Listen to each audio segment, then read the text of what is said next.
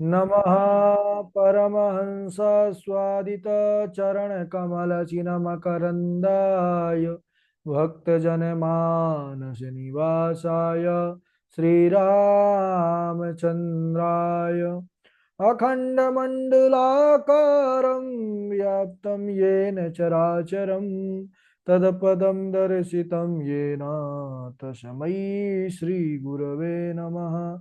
नारायणं नमस्कृत्य नरं चैव नरोत्तमं देवीं सरस्वतीं व्यासं ततो जयमुदीरयेत्। वराहपीडं नटवरवपुः कर्णयो कर्णिकारं बिभ्रदवासा कनककपिशं वैजयन्तीं च मालां रन्ध्रान् वेणोरधरसुधया पूरयन् गोपवृन्दे वृन्दारण्यं स्वपदरमणं प्राविशद्गीतकीर्तिः। श्रीराम राम रघुनन्दन राम राम श्रीराम राम भरताग्रज राम राम श्रीराम राम रणकर कस राम राम श्रीराम राम शरणं भव राम राम।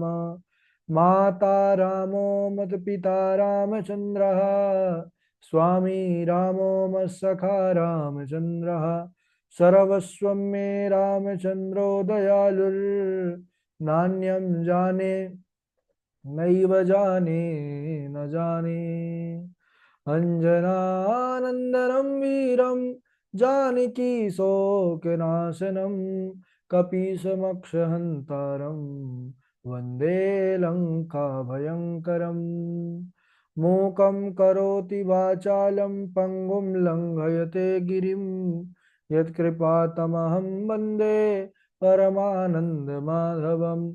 भक्ति भक्त भगवंत गुरु चतुर्नाम वपुएक इनके पद वंदन किए नासत विघ्न अनेक।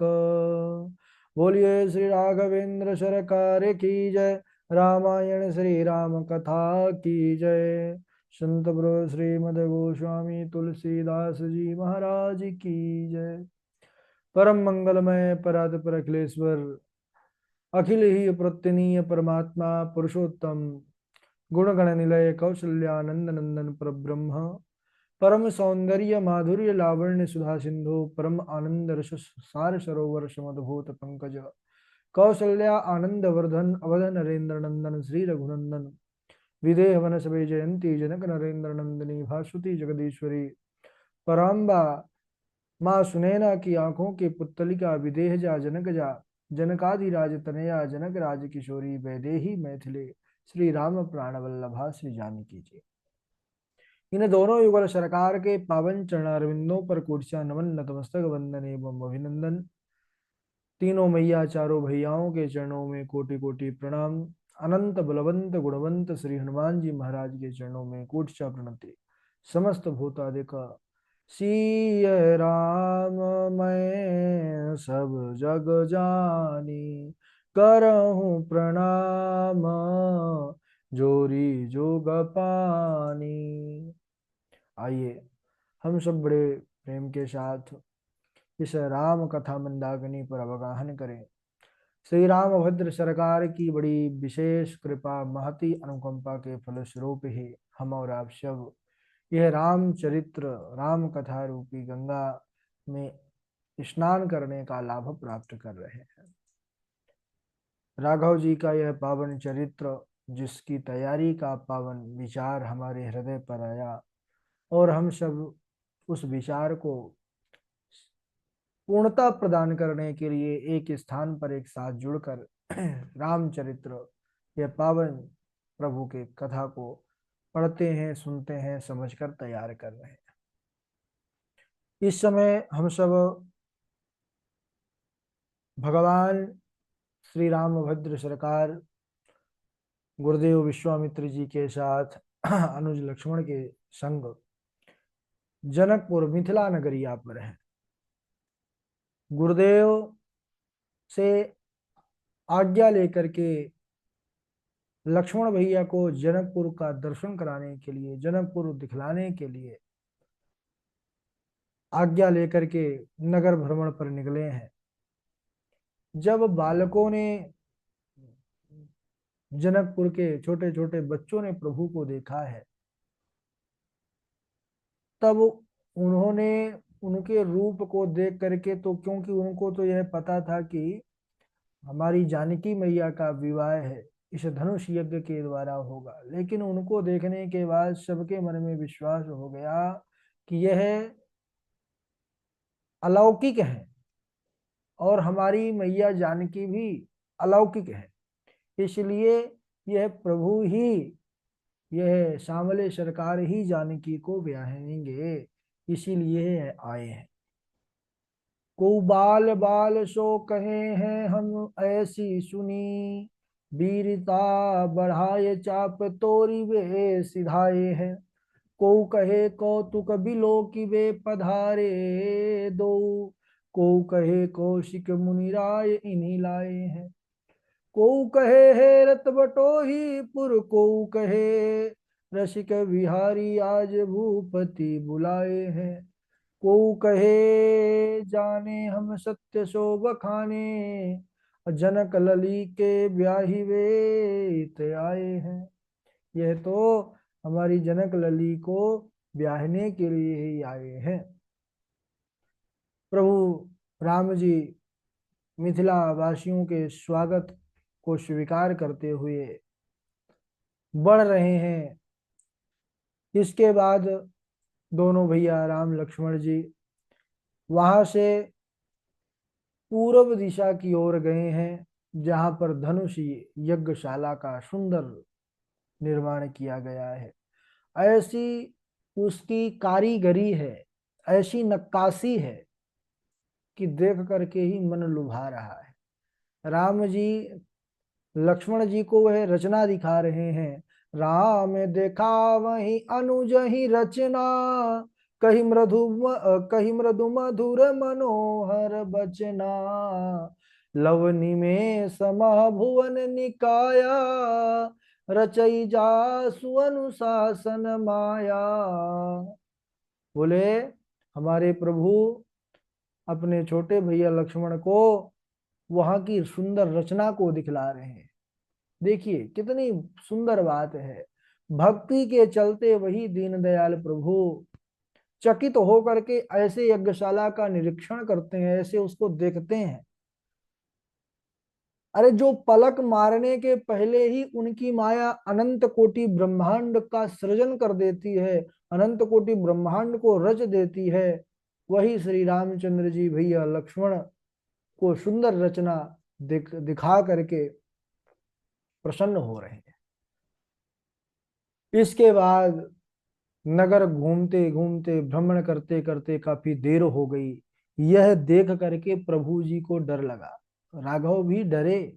किसका डर? बोले गुरु जी का डर। अरे गुरु जी कहीं डांटे ना। और कितनी अजीब बात है कि जिसके डर से डर को भी डर लगता है, जिसके डर से काले डराई, वह भी गुरु जी के जो है डांट ना पड़ जाए इसलिए डर रहे हैं। ऐसी प्रभु की लीला। वह आते हैं, आकर के गुरु चरणों में प्रणाम किए और उनकी आज्ञा पाकर उनके पास बैठ गए। संध्या वंदन करने के बाद गुरु विश्वामित्र जी से सुंदर कथाओं को सुनने लग गए। जब विश्वामित्र जी शयन के लिए लेटते हैं तो दोनों भाई उनके चरण चापने लग गए, दबाने लग गए, गुरु जी की सेवा करने लग गए, चरण सेवा। देखिए प्रभु जी के, राघव जी के कृपा को देखिए कि जिन प्रभु के पावन चरण कमलों का बड़े बड़े साधक योगी मुनि लोग ब्रह्मादि देवता भी जिन चरण कमलों का निरंतर ध्यान करते हैं, जप तप योग करते हैं, वही प्रभु भक्ति के वश में होकर के स्वयं गुरु चरणों की सेवा करते हैं। अब गुरु जी की महिमा, गुरु का स्थान बड़ा उच्च है, भगवान से भी ऊंचा स्थान है। गुरु जीवन का एक ऐसा पथ प्रदर्शक होता है जो भगवान से संबंध जोड़ने का कार्य करता है। गुरु विश्वामित्र जी बार बार कह रहे हैं कि जाओ राम, सो जाओ, लेकिन गुरु जी की सेवा में लगे हुए हैं। एक बार बोलने से राम जी नहीं जाते। कई बार ऐसा होता है कि चरण दाबने के लिए कह दें, वैसे तो वो ना भी बोले तो फिर दो मिनट सेवा करेंगे और उसके बाद चल देंगे कोई काम बता करके। और काम ना भी बताएं, संकोच वश दबाते रह गए, एक बार कही नहीं कि भाई बंद करिए, तुरंत वो हो, अब जो है शांति मिली, है ना।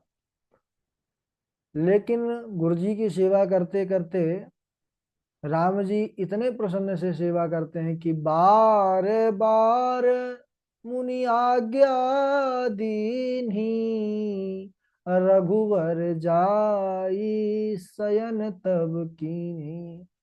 बार बार आज्ञा दे रहे हैं। गुरु विश्वामित्र जी कहते हैं कि हे राघव, जाओ शयन करो। तब लक्ष्मण जी और प्रभु राम दोनों बड़े प्रेम के साथ गुरु के चरण कमलों को हृदय में धारण करके गए हैं शयन करने के लिए। और जब प्रभु राघव जी लेट गए तो लक्ष्मण जी प्रभु राघव की चरण सेवा करने लग गए। यह नियम ही है, क्योंकि लखन जी प्रभु राम जी को बड़ा स्नेह करते हैं और उनके सर्वस्व हैं। राम जी ने भी लक्ष्मण जी को बार बार कहा कि अनुज, अब आप भी शयन कीजिए। लक्ष्मण जी प्रभु के चरण कमलों को, राम जी के चरण कमलों को हृदय पर धारण करके लेट गए, सोए नहीं। क्योंकि लक्ष्मण जी जब से घर से बाहर निकले हैं तो उन्होंने शयन नहीं किया। वह सदैव प्रभु की रक्षा के लिए, प्रभु को सुरक्षा देने के लिए वह जागृत रहते हैं, जागे रहते हैं। वह निद्रा के वशीभूत कभी नहीं हुए। उठे लखन निशि विगत सुनी, अरुण शिखा धुनि कान। गुरु से पहले जगतपति जागे राम सुजान। देखिए, गुरु जी के बाद सो रहे हैं और गुरु जी के पहले जाग रहे हैं। कौन? प्रभु राम जी। तो यह नियम ही है गुरु सेवा शुश्रूषा, इसके बड़े कठिन नियम है। शास्त्र का विधान है कि शिष्य का कर्तव्य है कि गुरु के पीछे सोए और पहले जागे। तो राम जी भी वही कर रहे हैं। जीवन में दो बातों का स्मरण हमेशा रखना चाहिए प्रत्येक मनुष्य को। कौन कौन? पहला तो अपने गुरु को, और दूसरा मौत को। जो दो वचनों को स्मरण कर लिया तो वह कभी भी संसार में जो है भटकेगा नहीं। बड़ी सुंदर एक कथा आती है कि एक संत से एक राजा ने आकर के निवेदन किया कि महाराज मुझे कुछ ज्ञान दीजिए। संत भगवान कहने लगे, ठीक है, अगर आप कुछ लेना चाहते हैं तो सुनिए। सिर्फ आपको मैं इतना ही कहूंगा और उस ज्ञान को धारण कर लेंगे तो जीवन कल्याण हो जाएगा। बोले, हे राजन, आप दो बातों का सदैव स्मरण रखना, मृत्यु और सदगुरु का। राजा बोला, महाराज इससे क्या होता है? संत बोले कि इससे बहुत बड़ा एक चमत्कार होगा। क्या? बोले, माया और काया दोनों का अभिमान दूर हो जाता है। कैसे? बोले, जब मृत्यु के पश्चात कोई वस्तु साथ जाती नहीं है, क्योंकि खाली हाथ जाना पड़ता है, उड़ जाता है पंक्षी, सब कुछ यहीं रह जाता है। तो फिर पाप तथा अपयश की गठरी किसके लिए बांधा जाए? अगर यह स्मरण हमेशा रहे हम तो फिर इस प्रकार का हमको जो है कर्म में फंसना नहीं पड़ेगा। अंत में तो धर्म और परमार्थ ही लोक परलोक में काम आते हैं, यह धारणा रहेगी। सदगुरु की दया दृष्टि से अविनाशी स्वरूप का बोध और सदगुणों की प्राप्ति होती है। और जब मृत्यु और सदगुरु का स्मरण रहेगा तो फिर वह जीव का कल्याण सुनिश्चित है। बोले, वे काल से बचाने वाले गुरु हैं। काल रूपी जो जाल है जिसमें जीव फंस करके बार बार जन्मता है, मरता है और दुख को प्राप्त करता है, उस जाल से मुक्त करने वाले गुरु हैं। क्योंकि यह जो जीव है यह अनादिकाल से कर्म पथ में भटक रहा है, इसलिए यह पथिक है। यानी अभी हम जन्मे हैं, इसके पहले हम कई बार जन्म लेकर के मृत्यु को प्राप्त हो गए। अभी भी हम पथिक हैं, चल रहे हैं। तो हम पथिक बने क्यों हैं? क्योंकि हम भूलवश अपने को यात्री ना मान करके, बल्कि संसार शरीर को अपना मुख्य स्थान मान करके मोह नींद में हम सो चुके हैं। फिर तो इसके ज्ञान धन को जो काम आदि विकार है, डाकू रूप है, वह इसको लूट लेते हैं। इसलिए इससे बचने के लिए अपने को पथिक समझकर सदैव संसार से अपने चित्त को उठाए रखना है। संसार में जो सबसे बड़ी भगवान की बलवती माया है, वह बड़ी लुभावनी है, उससे बड़ा सावधान रहने की आवश्यकता है। एक कवि का बड़ा सुंदर भाव है कि काल खड़ा सिर ऊपरे, तय जागु बिराने मीत, जाका घर है गैल में, सो कस सोवे निश्चिंत। वाह, बड़ी सुंदर बात है कि काल खड़ा सिर ऊपरे, मौत और सदगुरु का स्मरण। सदैव काल खड़ा है, क्या कोई जानता है कि मैं कब मरने वाला हूं? कभी भी टिकट कट सकती है। तय जागु वीराने मीत, सावधान कर रहे हैं महापुरुष कि अरे बेटा, काल खड़ा है, इसलिए जागे रहो, सो मत। और फिर दूसरी बात कहा कि जाका घर है गैल में, जिसका घर गैल में है तो वह कैसे सो सकता है निश्चिंत? अरे हम सब जो है चल रहे हैं, परमात्मा को प्राप्त करना है, मंजिल तक पहुंचना है तो चलना पड़ेगा। निश्चिंत तो तभी सोएंगे जब उस परम धाम की प्राप्ति हो जाएगी। तो जीव का जो शुद्ध स्वरूप है वह क्या है? चेतन और निरंतर ज्ञान रूप है। किसी ने कहा कि अगर जीव का स्वरूप ज्ञान रूप है तो फिर एक बात समझ में नहीं आती कि अगर ज्ञान रूप है तो उसको फिर सब बातों का ज्ञान क्यों नहीं रहता? जैसे गर्भवास हो गया, आवागमन हो गया, पूर्व के जन्म हो गए। अगर जीव ज्ञान रूप है तो फिर इसको तो उसको स्मरण रखना चाहिए। तो इसका बहुत सुंदर उत्तर महापुरुष देते हैं कि देखिए, शरीर और स्मरण से ही जीव जगत का ज्ञान करते आया है। यानी शरीर से ही हमको स्मरण होता है, और शरीर ना रहने से स्मरण भी नहीं है। तो हमारा वो शरीर तो नहीं था, वो शरीर हमारा नहीं रहा, तो उस जन्म का स्मरण भी हमको नहीं रहा। तो फिर हम जब, अगर देखा जाए उस जन्म की बात छोड़िए, हमको इसी जन्म का, जब का शरीर है तब का भी स्मरण नहीं रहता।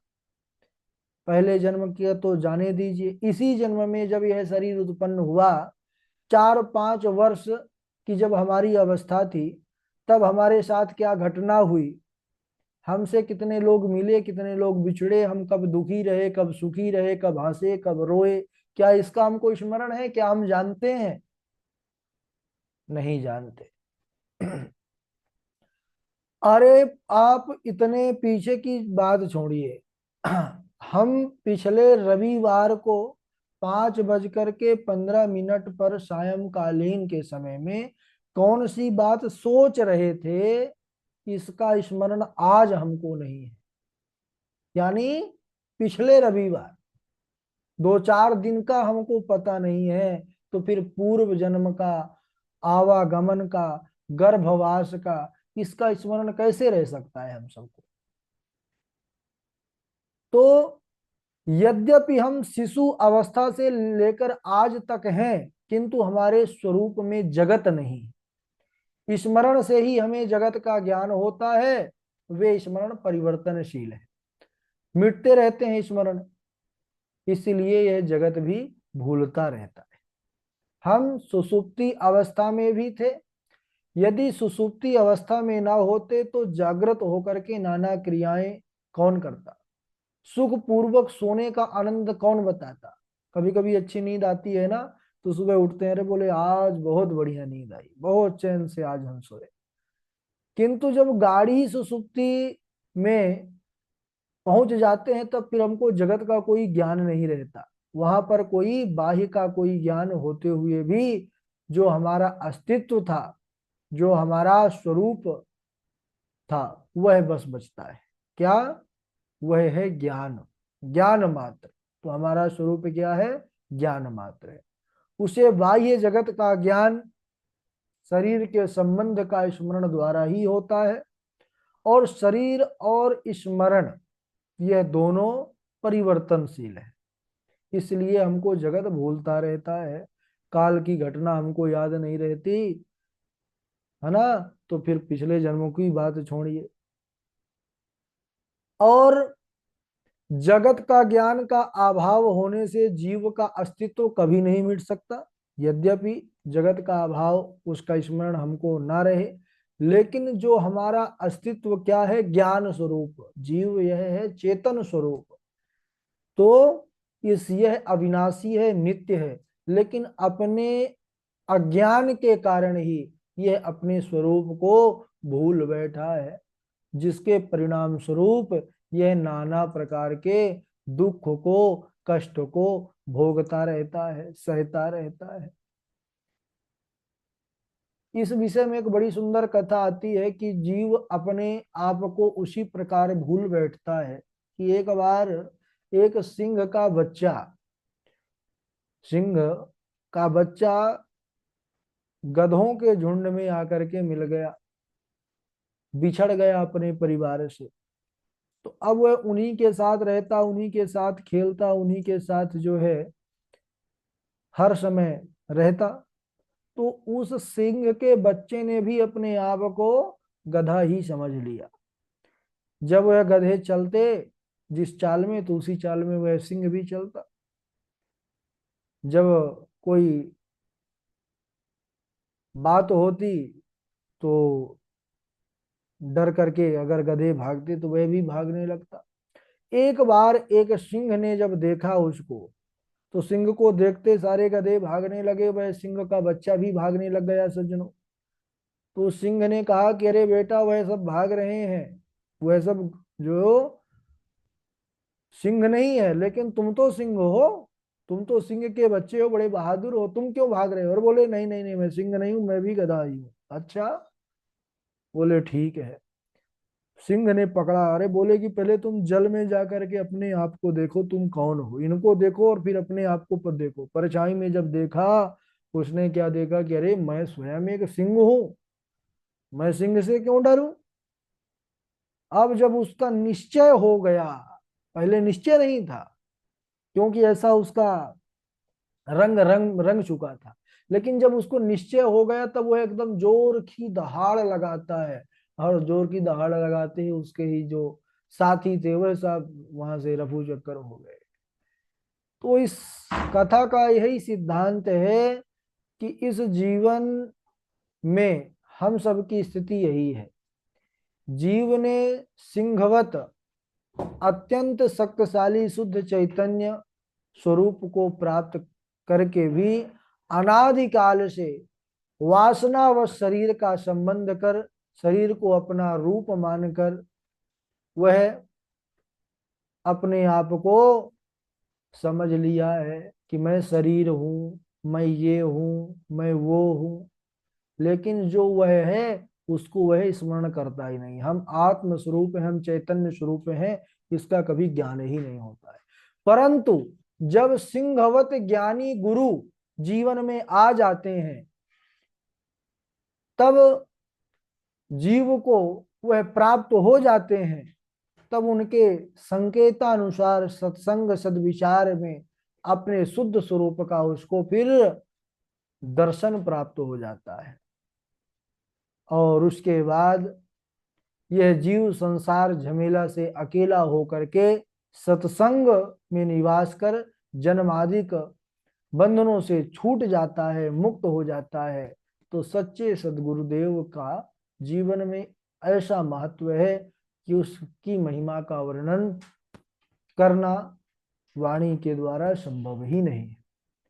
तो यही प्रसंग चल रहा है कि स्वयं जगदीश जो जगत को बनाने वाले हैं, वह भी ऐसे सदगुरु के चरणों में बैठ करके उनकी सेवा शुश्रूषा करते हैं। यह रामायण हमको प्रत्येक पग पर यह सिखाती है कि हमारा जीवन कैसा हो। तो बड़ा पावन प्रसंग है। समय हो चुका है आज यहीं तक, आगे का प्रसंग हम अगले दिवस श्रवण करेंगे। अब वैसे हमारा महोत्सव आ चुका है। महोत्सव पर जो लोग आ रहे हैं उनका तो स्वागत ही है, जो नहीं आ पा रहे हैं वो लाइव कार्यक्रम रहेगा उसको देखेंगे।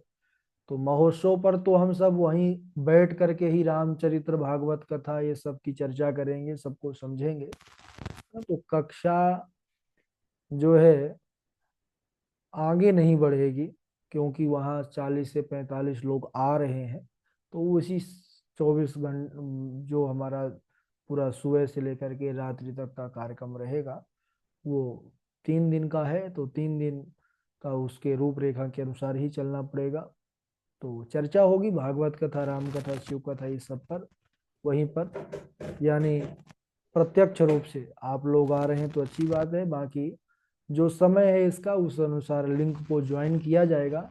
लिंक में जुड़ेंगे सब लोग, लेकिन बस चर्चा होगी, प्रवचन होगा, क्योंकि पाठ को आगे नहीं बढ़ाएंगे आज, क्योंकि सभी छात्र वहां आ जाएंगे और बाकी छात्र इधर उधर भी रहेंगे, नहीं आ पा रहे किसी कारणवश। तो ठीक है ना। तो तैयार रहिएगा, प्रवचन आदि तैयार कर लीजिएगा, ठीक है। क्योंकि उस महोत्सव पर आप लोग जो आएंगे तो प्रत्यक्ष रूप से वहां पर अपना उद्बोधन देंगे, और जो नहीं आएंगे तो दूर से लाइव प्रसारण के माध्यम से आप अपनी बात उस महोत्सव तक पहुंचाएंगे। तो सम्मिलित सबको होना है, कोई पास में आकर के सम्मिलित होगा, कोई दूर से ही, ठीक है। सभी को राधे राधे। बारी बारी से आप लोग चौपाई सुनाएंगे। आज बहुत कम लोग जुड़े हैं, क्या बात है भाई, कोई त्योहार है क्या? कि अच्छा, काफी लोग हो सकता है कि चल दिए होंगे, दूर दूर के हैं महोत्सव में आने के लिए। सबसे पहले चौपाई हमारे चमन लाल जी जुड़े हैं तो सुनाएंगे। उनके बाद वाजपेयी जी हैं, कौशल जी हैं, रचिका जी हैं, पावनी जी हैं, नैना जी हैं, चेतना देवी जी हैं। चलिए इतने ही लोग हैं, आज सुनाइए। प्रणाम गुरु जी। हाँ गुरु जी, सुनाइए सुनाइए। जी, एक क्या कहते हैं, मैं भी आ रहा हूँ गुरु जी अमृत महोत्सव में। थोड़ा सा मैं गुरु जी 4-5 दिन थोड़ा सा व्यस्त रहा। और फोन दूसरे 2 फोन है, उसी दूसरे फोन में था ऐसा इसका। तो अच्छा, मैं इसमें मैसेज नहीं कर पाया, मेरी लिस्ट में नाम भी नहीं है गुरु जी इसमें। किसमें? इसमें प्रमाण पत्र की लिस्ट में भी नहीं है, बाकी इसमें भी नहीं है मेरा नाम दिया। अरे सब आपका सब तैयार हो गया है, कहे को आप चिंता कर रहे हैं। नहीं, मैंने कहा, मैंने ऐसे याद किए कराया गुरु जी आपको। नहीं नहीं नहीं, ठीक है ठीक है, आपका सब रेडी है ना? नोट्स के लिए तो नहीं बोले थे ना आप ना? इसके लिए गुरु जी मैं, ये क्या कहते हैं, प्रमाण पत्र के गुरु जी। हाँ हाँ, प्रमाण पत्र के लिए बस कहा कहा था ना आपने? जी जी जी गुरु जी। ठीक है, प्रमाण पत्र तो जी आपका रेडी हो चुका है। जी गुरु जी, प्रणाम। देखन नगर भूप सुत आए, समाचार पुरवासिन पाए। धाये धाम काम सब त्यागी, मनहु रंक निधि लोटन लागी। जी गुरु जी, एक याद आया गुरु जी, आज थोड़ा व्यस्त रहा, प्रणाम। ठीक, वाजपेयी जी। राधे राधे। परमानंद प्रेम सुख फूले, विधन बिरहि मगन मन फूले। यह शुभ चरित जान पै सोई, कृपा राम कै जा पर होई। उमा राम स्वभाव जेहि जाना, ताहि भजन तजि भाव न आना। तुलसी राम सनेह सील लखी, जो न भगति उर आय। ते नर नरक रूप जीवत जग। राधे राधे गुरु जी। ठीक है, राधे राधे वाजपेयी जी। आगे सुनाए, कौशल झा जी हैं। प्रणाम राधे गुरुदेव। राधे गुरु जी श्री। हाँ जी, रचिका जी सुनाइए।